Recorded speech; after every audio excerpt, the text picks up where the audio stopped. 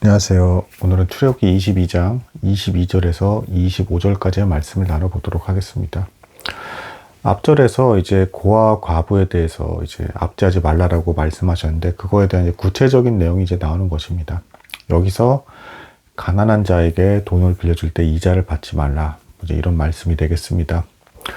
이제 생계를 위해서 이렇게 불쌍하게 빌린 사람에 대해서 이제 그들이 이제 일어날 수 있도록 이제 하나님께서 배려해 주시는 겁니다. 실제로 또 희년 제도도 있기 때문에 그때 되면 빚진 것들이 이제 모두 이제 사라지고 다시 원래대로 돌아가기 때문에 하나님은 영구히 가난한 사람이 계속 가난하게끔 두는 것을 기뻐하지 않으셨다. 뭐 이렇게 볼 수가 있겠습니다.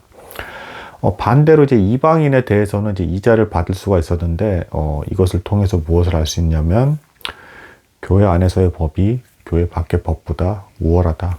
그러니까 형제의 가운데서 가난한 자에 대해서 이자를 받지 않고 베푸는 이 사랑의 모습을 통해서 이방 사람들에게 본이 될 수가 있었다라는 것입니다. 하지만 이스라엘 사람들은 이것을 악용했습니다. 그러니까 뭐 소설 베니스의 상인에서도 굉장히 정확히 나오죠. 이방 사람들에 대해서 이자를 받을 수 있다는 걸 악용해서 그들에게 고리의 이자를 받아서 갚지 못할 경우엔 심지어는 살점까지 도려내려고 하는 잔혹한 행동을 벌이려고 했던 것이죠.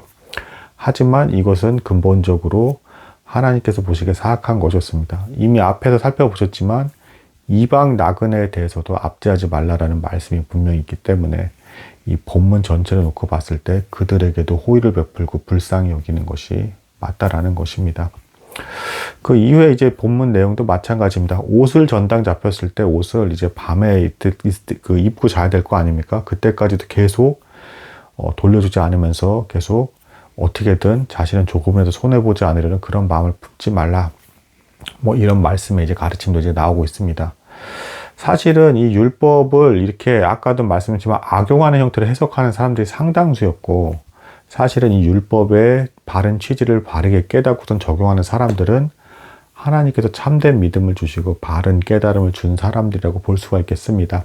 실제로 마태복음 1장 19절에 보면 요셉은 의로운 사람이라 이를 드러내지 않고 가만히 끊고자 하여, 이때 이미 아직도 율법이 적용되고 있던 그 시기에도 요셉은 마리아가 성령으로 잉태됐을 때, 그러니까 가늠한 여인으로 의심을 받을 법한 상황에서 돌로 쳐 죽여야 하는 그런 상황 속에서도 오히려 죄를 덮어주고, 그리고 이제 그녀가 이제 무사하기를 바라는 이제 참 사랑을 베푸는 모습이 나옵니다.